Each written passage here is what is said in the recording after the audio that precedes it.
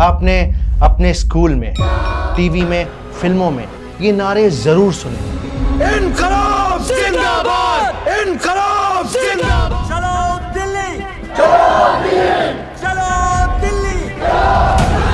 Simon go back, Simon go back. Mahatma Gandhi की जय, महात्मा गांधी की। कृपया सब लोग शांति बनाए रखिए। अगर बापू इजाजत दें तो मौलाना हसरत मोहानी कुछ कहना चाहते हैं। ये मंच सबके लिए खुला है। मौलाना हसरत मोहानी बेझिझक अपनी बात रख सकते हैं। जी शुक्रिया बापू। महात्मा गांधी की जय, महात्मा गांधी। आज इस मंच से मैं अंग्रेजों से मुकम्मल आजादी का मुतालबा करता हूं और आज यहीं से ये नारा बुलंद करता हूं, इंकिलाब जिंदाबाद, इंकिलाब जिंदाबाद, इंकिलाब जिंदाबाद, इंकिलाब जिंदाबाद। हमें बचपन से ही पढ़ाया गया है कि इनकलाब जिंदाबाद, अंग्रेजों भारत छोड़ो, जय हिंद। इन आज़ादी के नारों में इतनी आग थी कि इन्होंने पूरी ब्रिटिश एम्पायर की नींव को जलाकर राख कर दिया। लेकिन किसी ने ये नहीं बताया कि ये नारे असल में मुसलमानों ने लिखे हैं।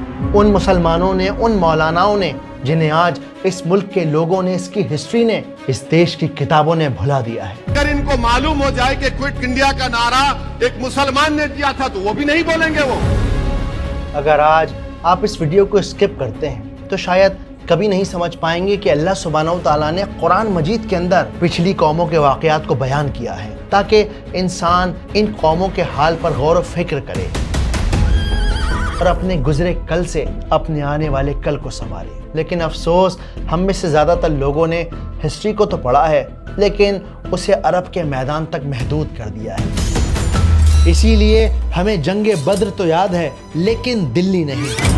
जमुना के किनारे तुम्हारे काफिले वुजू करते थे, आज तुम यहाँ रहने से डरते हो। और कौन था वो मुसलमान शायर जिसने सबसे पहले इनकलाब जिंदाबाद का नारा दिया? कौन था वो मुसलमान जिसने नेताजी सुभाष चंद्र बोस को जय हिंद का नारा सजेस्ट किया? जय हिंद। और आखिर कौन था वो मुसलमान जिसके पहली बार साइमन गो बैक कहने पर उसे ड्रम में बंद करके मुंबई की सड़कों पर लुढ़काया गया? और कौन थे वो मौलाना जिन्होंने अपनी किताब के 30 पन्नों को अपने मरने के बाद 30 साल तक कैद कर दिया ताकि देश के बड़े नेताओं का सच दुनिया के सामने ना आ सके? कौन है ये मुसलमान फ्रीडम फाइटर्स जिनका जिक्र हमने कभी सुना नहीं, जिनके बारे में हमने कभी पढ़ा नहीं?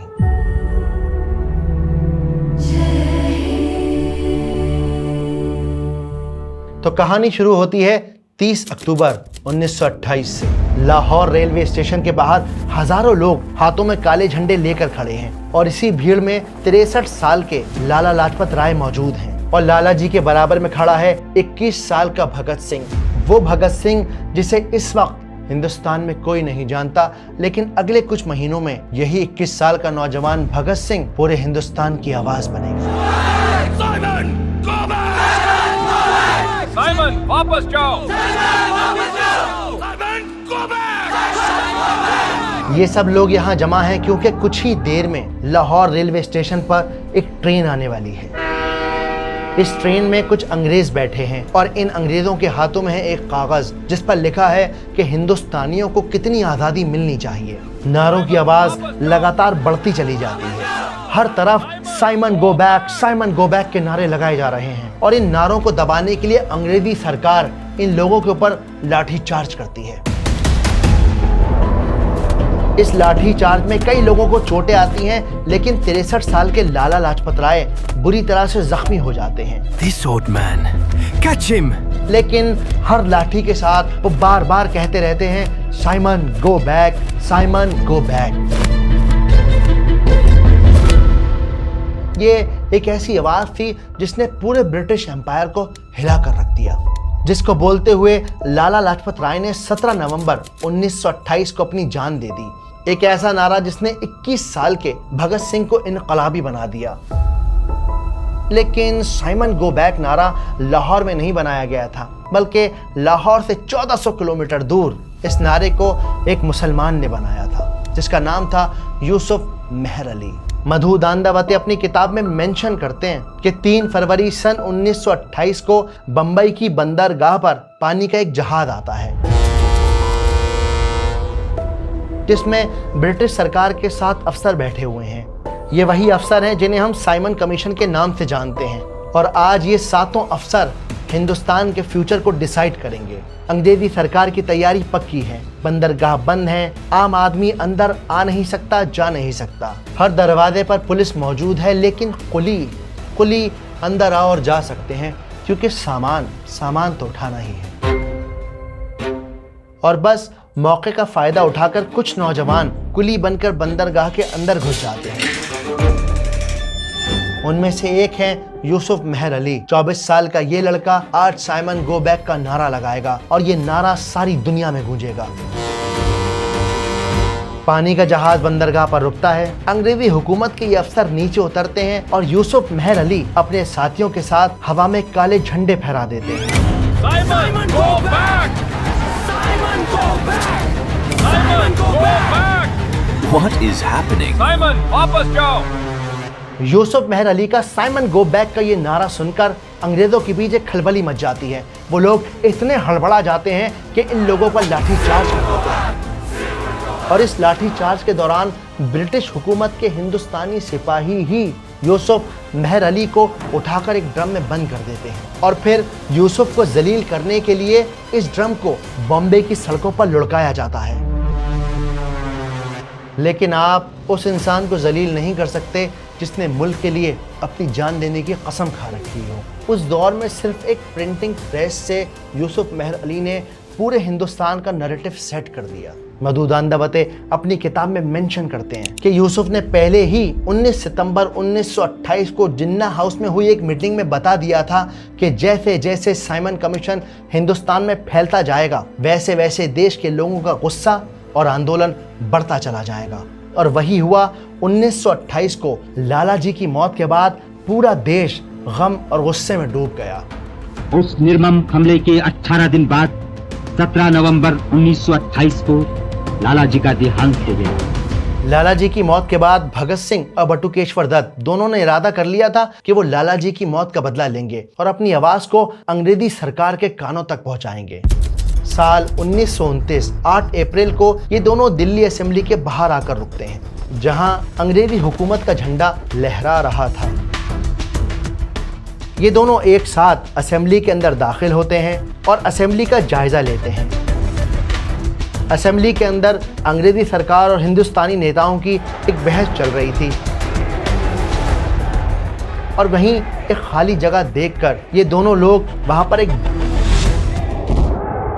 को जानबूझकर एक ऐसी जगह गिराया गया ताकि किसी को नुकसान न पहुंचे, क्योंकि नुकसान पहुंचाना इन दोनों का मकसद था ही नहीं। इनका मकसद था कि अंग्रेजी सरकार इनकी बात सुने, इनकी आवाज को पूरा हिंदुस्तान जाने। इनकलाब जिंदाबाद, इनकलाब जिंदाबाद। लेकिन ये दोनों भागने के बजाय आसमान में पर्चे फेंकने लगते हैं और तेज आवाज में नारे लगाने लगते हैं, इनकलाब जिंदाबाद, इनकलाब जिंदाबाद। इनकी आवाज इतनी जोरदार थी कि असेंबली की दीवारों से टकराकर पूरे हॉल में गूंज रही थी। और इन्हीं गूंजते नारों के बीच ये दोनों बड़ी खामोशी से मुस्कुराते हुए अंग्रेजी सरकार के हाथों गिरफ्तार हो जाते हैं। इनकलाब जिंदाबाद। इन दोनों पर मुकदमा चलता है, इनसे सवाल और जवाब होते हैं, और इनकी बात अखबारों के जरिए इसी अदालत से सारे हिंदुस्तान तक पहुंच जाती है। और आज आप किसी बच्चे से भी पूछे ना कि इनकलाब जिंदाबाद का नारा किसने दिया था, तो छोटे से छोटा बच्चा भी कह देगा कि भगत सिंह ने दिया था। लेकिन हकीकत यह है कि ये नारा एक मुसलमान ने दिया है। बल्कि खुद भगत सिंह ने जेल में बैठकर एक खत लिखा जब 1929 में कलकत्ता की एक मैगजीन ने इस नारे का मजाक उड़ाया। उस लेटर में भगत सिंह ने लिखा था कि एडिटर साहब, इनकलाब का मतलब सिर्फ खून बहाना नहीं है, बल्कि इनकलाब वो बेचैनी है जो समाज को बदलने के लिए उठती है। पुराने दौर को मिटाना ही पड़ता है एडिटर साहब, ताकि एक नई सुबह जन्म ले सके। जब हम हिस्ट्री के पन्नों को पलटते हैं तब हमें पता चलता है कि भगत सिंह ने इस नारे की हिफाजत की, इसे आम किया, लेकिन पहली बार ये नारा एक मुसलमान ने दिया था। एक ऐसा मुसलमान जिसको आप और मैं भूल चुके हैं। याद रखिए, जब आप अपनी कहानी खुद नहीं लिखते तो फिर कोई और लिखता है, और जब कोई और लिखेगा तो अपने हिसाब से लिखेगा, अपनी शर्तों से लिखेगा। तो क्यों ना आप इस दौर के सबसे बड़े रेवोल्यूशन AI को सीखिए और उसे अपनी ज़िंदगी में इस्तेमाल करके अपनी कहानियों को, अपने जज्बातों को, अपने टैलेंट को दुनिया के सामने लेकर आइए और किस तरह से इस AI का इस्तेमाल करके अपनी इनकम को शुरू कर सकते हैं, अपनी आवाज़ को दूर तक पहुंचा सकते हैं। ये सब सिखा रहा हूं मैं अपनी 22 अगस्त को होने वाली लाइव AI मास्टर क्लास में। 3.5 घंटे की क्लास में फ्री और पेड AI टूल का इस्तेमाल करके हम VFX बनाना सीखेंगे।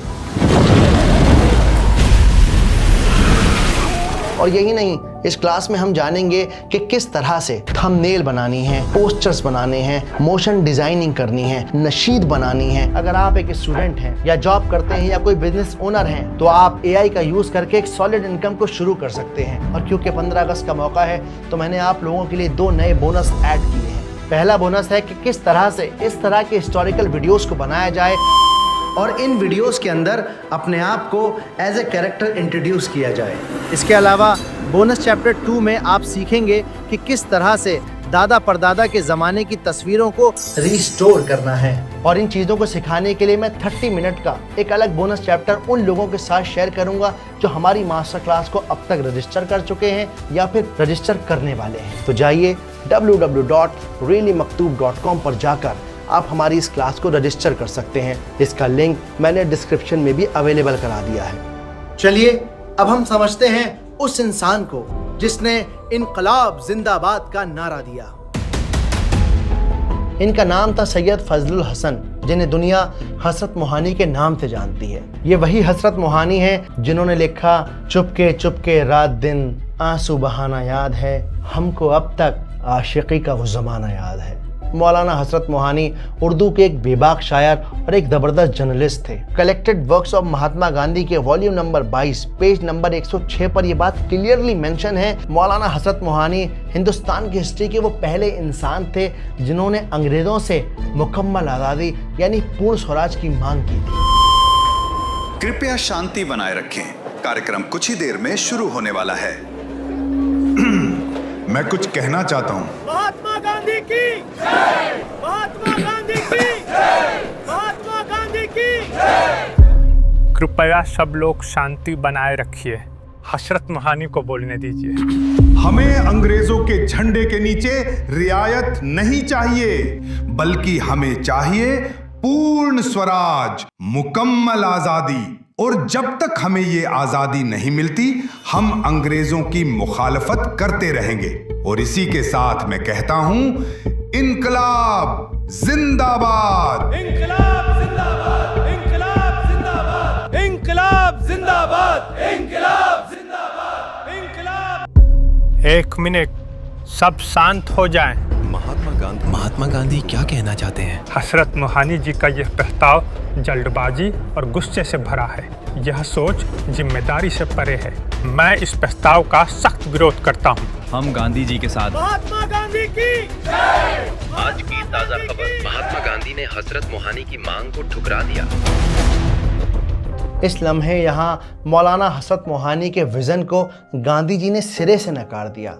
पर हकीकत यह है कि आगे आने वाले कुछ सालों में गांधी जी खुद पूर्ण स्वराज की मांग करेंगे, मुकम्मल आज़ादी की आवाज़ उठाएंगे। और ये लोग जो आज मौलाना हसरत मोहानी को ठीक से जानते भी नहीं, पूरे हिंदुस्तान में उनके ज़रिए लगाया गया नारा इनकलाब जिंदाबाद को हर जगह पहुंचाएंगे। और वही हुआ। इवन 1947 की आज़ादी के बाद जब हिंदुस्तान और पाकिस्तान का बंटवारा हुआ, तब मौलाना ने मुस्लिम लीग का साथ छोड़ दिया और उन्होंने इरादा किया कि वो हिंदुस्तान को कभी छोड़कर नहीं जाएंगे। हसरत, मुल्क के हालात बहुत ख़राब हैं बेटा, हमें यहाँ से चलना चाहिए। खाला, ये मेरा मुल्क है, मैं यही पैदा हुआ हूँ और यही मरूंगा। आज़ादी के बाद मौलाना हसरत मोहानी को कॉन्स्टिट्यूशन लिखने वाली सभा में मेंबर बनाया गया, लेकिन जब हिंदुस्तान का कॉन्स्टिट्यूशन लिख दिया गया तब उन्होंने इस कॉन्स्टिट्यूशन के ऊपर साइन करने से मना कर दिया। मौलाना का कहना था कि मैं इस कॉन्स्टिट्यूशन के ऊपर क्या साइन करूं, ये तो उन लोगों ने लिखा है जिन्हें अंग्रेज़ों के ज़माने में भी वोट देने का अधिकार था, ये आम हिंदुस्तानियों का कॉन्स्टिट्यूशन नहीं है। मौलाना ने कई वक्त तक सरकार के साथ ऊंचे ओहदे पर काम किया, पर उसके बावजूद उन्होंने एक आम आदमी की तरह अपनी ज़िंदगी गुजारी। मौलाना हमेशा ट्रेन के 3rd क्लास डब्बे में सफ़र किया करते, एक बार जब किसी ने उनसे हैरानी से पूछा कि मौलाना, आपके पास ठीक ठाक पैसे हैं, सरकार में अच्छे ओहदे पर हैं, उसके बावजूद भी आप 3rd क्लास में सफ़र क्यों करते हैं? तो मौलाना ने कहा, क्योंकि ट्रेन में 4th क्लास नहीं होता। लेकिन हैरत की बात देखिए कि जिस इंसान ने इनकलाब जिंदाबाद का नारा दिया, जिस इंसान ने पाकिस्तान जाने का ख्याल तक ठुकरा दिया, जिस इंसान ने इस मुल्क के लिए अपनी जान को निसार कर दिया, उस इंसान को इज्जत देने में 67 साल लग गए। सन 2014 में मौलाना को इज्जत बख्शने के लिए एक डाक टिकट, एक स्टैम्प जारी किया गया। लेकिन मुसलमानों के कारनामों और उनकी आज़ादी के सफ़र की जद्दोजहद यहाँ ख़त्म नहीं होती। जय हिंद, ये एक ऐसा नारा है जिसे एक मुसलमान ने लिखा है। आबिद हसन सफरानी ने इस नारे को दिया है। जब आप हिस्ट्री की किताबों का मुताला करेंगे, पता चलता है कि चंपकरमन पिल्लई ने सबसे पहले जय हिंद का नारा दिया, लेकिन आबिद हसन सफरानी ने इस नारे को आम किया। जय हिंद का नारा आम होने की कहानी शुरू होती है मौलाना हसरत मोहानी के इनकलाब जिंदाबाद वाले नारे के बाद। भगत सिंह ने जब 1929 में प्रोटेस्ट किया तो उसके बाद आज़ादी की चिंगारी हिंदुस्तान की सड़कों से निकलकर 7 समुंदर पार जर्मनी और जापान की सरहदों पर जा पहुंची। वर्ल्ड वॉर 2 में हिंदुस्तानी फौजी अंग्रेज़ों की तरफ से जर्मनी के खिलाफ लड़ रहे थे और इसी जंग के चलते हज़ारों हिंदुस्तानी यूरोप में कैद कर लिए जाते हैं। All Indian officers and soldiers, तुम्हें लगता था कि ब्रिटिश एम्पायर को तुम्हारी फिक्र है, तो देख लो अपना हाल। ब्रिटिशर्स ने तुम्हें यहाँ जर्मनी में मरने के लिए छोड़ दिया है और आज से तुम ब्रिटिश फौज के सिपाही नहीं, जर्मन फौज के प्रिजनर्स ऑफ वॉर हो। You all are dismissed. Abid, ये देखो, 10,000 से ज्यादा हिंदुस्तानियों को जर्मनी ने कैद कर लिया है। हर बार की तरह अंग्रेजी सरकार ने फिर धोखा दे दिया। आपने क्या सोचा है नेताजी? अब क्या करना चाहिए? क्या इस मामले में कांग्रेस से मदद ली जाए? नहीं नहीं, कांग्रेस के तरीके बेकार हैं। ठीक कहा तुमने। मैं खुद जर्मन लीडर से बात करूंगा। अंग्रेज उनके भी दुश्मन हैं और हमारे भी। बहुत जल्द यही हिंदुस्तानी आजाद हिंद फौज बनेंगे। बिल्कुल, अगर ऐसा हो गया तो फिर आजादी दूर नहीं। और बस इस इरादे के बनते ही नेताजी सुभाष चंद्र बोस ब्रिटिश सीआईडी की आंखों में धूल झोंककर काबुल से सीधे मॉस्को पहुंचते हैं, एक नए नाम और पहचान के साथ। जब नेताजी मॉस्को पहुंचे तब उनके पासपोर्ट पर यह तस्वीर लगी हुई थी और उनका नाम था ऑरलैंडो मजूटा। इसके बाद एक ट्रेन में बैठकर 2 अप्रैल 1941 को नेताजी पहुंच जाते हैं जर्मनी की राजधानी बर्लिन में। वहां जर्मन मिनिस्टर और हाई कमांड से मुलाकातें की जाती हैं और इन अफसरों को अपने कॉन्फिडेंस में लेकर हिंदुस्तानी पीएडब्ल्यू को आजाद करवाकर नेताजी सुभाष चंद्र बोस एक फौज बनाते हैं, जिसे आगे चलकर आजाद हिंदुस्तान फौज के नाम से जाना गया। ये जो स्क्रीन पर आप तस्वीर देख रहे हैं, ये रियल तस्वीर है नेताजी की मुलाकात की।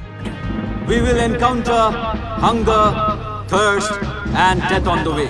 India shall be free. चलो दिल्ली! इनकलाब जिंदाबाद, आजाद हिंद जिंदाबाद। नेताजी ने फौज तो बना ली, लेकिन एक बहुत बड़ी प्रॉब्लम थी। अंग्रेजों ने मजहब और जात की बुनियाद पर हिंदुस्तानियों को अलग अलग टुकड़ों में बांटा हुआ था और नेताजी जानते थे कि अगर उन्हें एक फौज बनानी है, लोगों को एक साथ करना है, तो फिर उन्हें धर्म और जात पात से ऊपर उठाना होगा, क्योंकि इसी मजहब की बुनियाद पर इस वक्त ये फौजी हिंदुस्तानी फौजी नहीं बल्कि हिंदू या मुसलमान थे। इसीलिए कोई राम राम बोलता तो कोई सत श्री अकाल कहता और कोई सलाम अलैकुम कहता। नेताजी को समझ में आ गया कि जब तक हमारी ज़बान, हमारा सलाम एक नहीं होगा, तब तक हम एक देश बनकर अंग्रेज़ों से लड़ नहीं सकते। और इसी के चलते एक मीटिंग बुलाई जाती है। अगर हमें आज़ादी हासिल करनी है तो हमारी ज़ुबान और हमारे नारे एक होने चाहिए। आप बिल्कुल सही कह रहे हैं नेताजी। जय हिंद का नारा कैसा रहेगा? बहुत खूब आबिद, बहुत खूब। अब से यही होगा आजाद हिंद फौज का नारा, जय हिंद। मैं अभी फौज को खबर करता हूं हमारे इस ऑफिशियल नारे के बारे में। जय हिंद। इस नौजवान का नाम था आबिद हसन। आबिद हसन ने सिर्फ एक नारा सजेस्ट नहीं किया, बल्कि आबिद हसन ने एकता और यूनिटी की एक ऐसी मिसाल कायम करी जिसकी आज हमें सबसे ज़्यादा ज़रूरत है। फौज बनने के बाद जब आज़ाद हिंद फौज के झंडे पर बहस छिड़ी तो हिंदू चाहते थे कि झंडे का रंग केसरिया हो और मुसलमान चाहते थे कि हरा हो, और आखिर में हिंदुओं ने देश की एकता के लिए पीछे हटने का फैसला किया। और आबिद हसन इस बात से इतने ज्यादा इम्प्रेस हो गए कि उन्होंने हिंदू भाइयों को इज्जत देने के लिए अपने नाम के साथ सफरानी जोड़ लिया, यानी केसरिया भगवा रंग, और बन गए आबिद हसन सफरानी। नेताजी के सबसे वफादार सिपाही ने आखिरी सांस तक उनका साथ नहीं छोड़ा। इवन जब 1943 में नेताजी ने जर्मनी से जापान का खतरनाक सबमरीन का सफर किया, तब भी सफरानी नेताजी के साथ थे।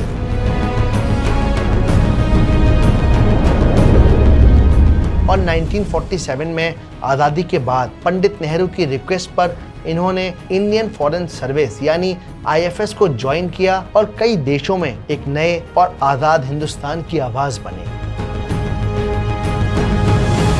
आज हमारी किताबों ने, इस मुल्क के लोगों ने आबिद हसन सफरानी को भुला दिया है, लेकिन हकीकत यह है कि हर बार जब कोई सेना का जवान जब लाल किले पर कोई भी प्रधानमंत्री, चाहे वो नेहरू हो, चाहे वो इंदिरा हो, चाहे वो अटल हो, चाहे वो मोदी जी हो, जब भी जय हिंद का नारा लगाते हैं तो उस नारे में चंपाकरमन पिल्लई की सोच और आबिद हसन सफरानी की आवाज जिंदा हो जाती है। जय हिंद, जय हिंद, जय हिंद, जय हिंद, जय हिंद।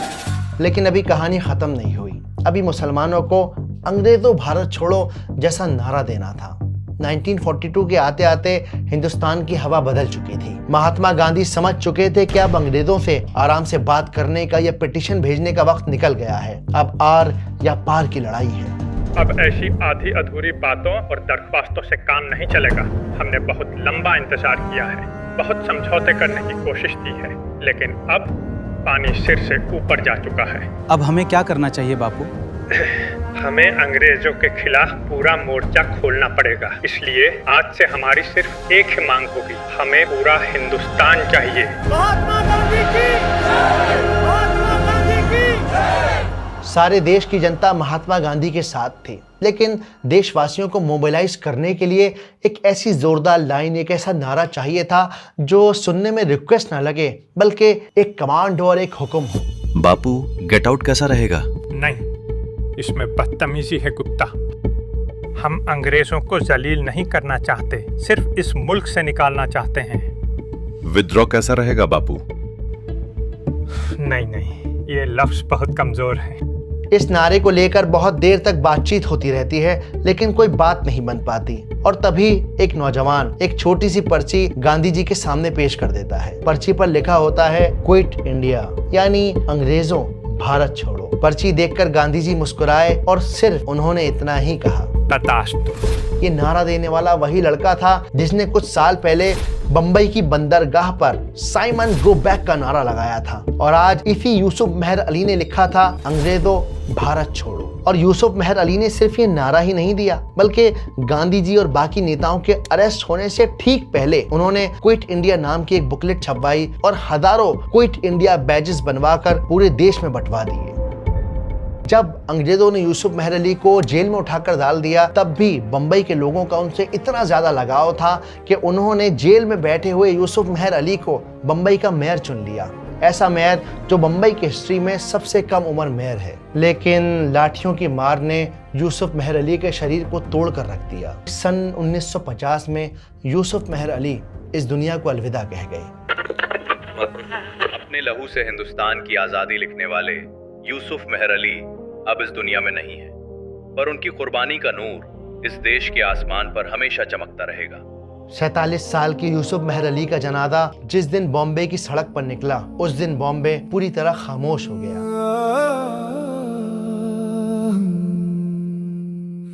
यूं तो मुस्लिम फ्रीडम फाइटर्स की फहरिस्त बड़ी लंबी है, लेकिन मौलाना अबुल कलाम आज़ाद के जिक्र के बगैर हिंदुस्तान की आज़ादी की दास्तान अधूरी है। ये वो हस्ती हैं जिन्होंने आज़ादी की कीमत अपनी जवानी के लगभग 10 साल जेल की अंधेरी कोठरियों में बिता कर चुकाई है। मौलाना मेंशन करते हैं कि मुस्लिम लीग के मुसलमानों ने उन पे अलग अलग तरह की तोहमतें लगाई, उन्हें दीन का गद्दार तक कहा।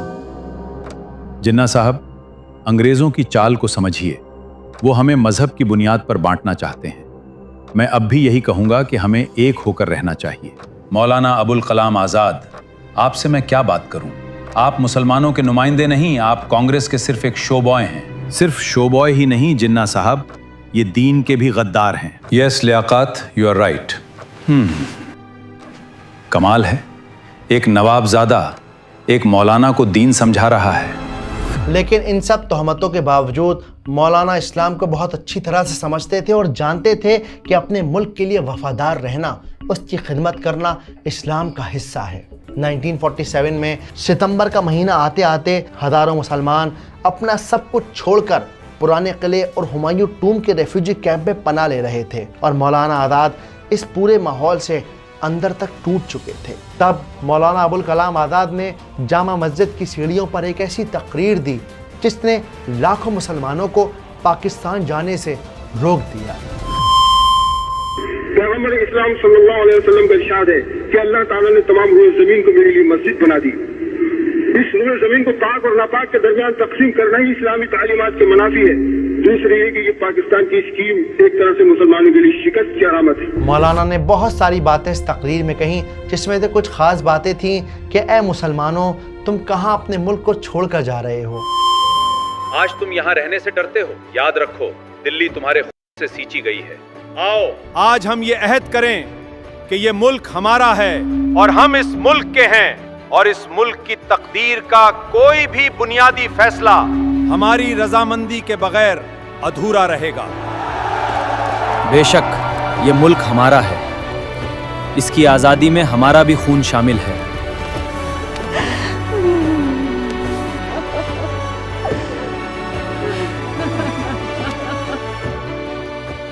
मौलाना की तकरीर का असर कुछ यूं हुआ कि टूटे हुए दिल जुड़ गए। वो लोग जिन्होंने अपने सामानों को बांध लिया था, उन्होंने अपनी पोटलियां खोल दी और उस दिन मौलाना की जिद ने हिंदुस्तान में बची हुई एकता को टूटने से बचा लिया। आज़ादी के बाद मौलाना इंडिपेंडेंट इंडिया के पहले एजुकेशन मिनिस्टर बने। IIT खड़गपुर, UGC और साहित्य अकेडमी जैसे इदारे मौलाना के दौर में ही बनाए गए हैं। लेकिन मौलाना एक सच्चे मुसलमान थे। वो आज़ादी की कीमत को जानते थे, उसके पीछे छुपे राजों को जानते थे। इसीलिए उन्होंने इंडिया विंस फ्रीडम के 30 पन्नों को ये कहकर सील करवा दिया कि इन 30 पन्नों को जब खोला जाए जब मेरी मौत को 30 साल गुजर जाएं। और साल 1988 में कोर्ट के ऑर्डर पर इन पन्नों को खोला गया और जो बात इन पन्नों के अंदर मौजूद थी उसने पूरे मुल्क को हिला कर रख दिया। इन पन्नों में लिखा था कि बंटवारे की जड़ मजहब नहीं सियासत थी और 1946 में नेहरू के एक बयान ने कैबिनेट मिशन प्लान को तोड़ दिया। और मौलाना को सबसे ज्यादा दुख जब हुआ जब गांधी जी ने नेहरू और सरदार पटेल के आगे घुटने टेक दिए। याद रखिए, हर मुसलमान जो कुरान मजीद पढ़ता है उसे अपनी हिस्ट्री को जानना जरूरी नहीं बल्कि उसकी तरबियत का भी हिस्सा है, ताकि मुसलमान ये ना भूले मुल्क बनता है आम और ख़ास लोगों की मेहनत से, उनकी कहानियों से, उनकी कोशिशों से, उनके अखबारों से, उनकी शायरी से और इस मिट्टी में बहे उनके क्योंकि आज़ादी एक साझा ख्वाब है जिसे हिंदू, मुस्लिम, सिख, ईसाई सब ने मिलकर देखा है। उम्मीद करता हूँ कि आपको वीडियो पसंद आई होगी, बात समझ आई होगी। मैंने आप लोगों के लिए इस 15 अगस्त के मौके पर एक वर्कबुक को डिज़ाइन किया है जिसे आप www.reallymaktub.com के ई-बुक सेक्शन में जाकर डाउनलोड कर सकते हैं। और अगर आप इस तरह की और वीडियोस को देखना चाहते हैं तो प्लीज़ मुझे कमेंट में ज़रूर अपना फीडबैक दीजिए। और इस दौर का सबसे बड़े रेवोल्यूशन अगर आप AI को सीखना चाहते हैं तो मेरी मास्टर क्लास को ज्वाइन कीजिए। इंशाल्लाह पूरे दिल से सिखाने की कोशिश करूँगा। लर्न कीजिए ताकि आप भी अर्न कर सकें। जज़ाकुमुल्लाह खैर। अस्सलाम वालेकुम।